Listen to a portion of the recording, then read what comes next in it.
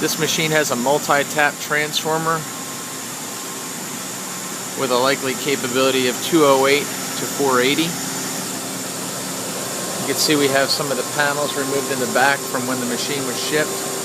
There is also a piece of the Z-axis way guards that have been removed to be reworked and will be received back shortly.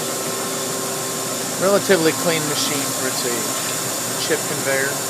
It is a 60-inch version of the machine, which is the longer bed than the standard 40-inch. This is a boxed way machine with a true slant bed design. This is the backside view of the chuck running.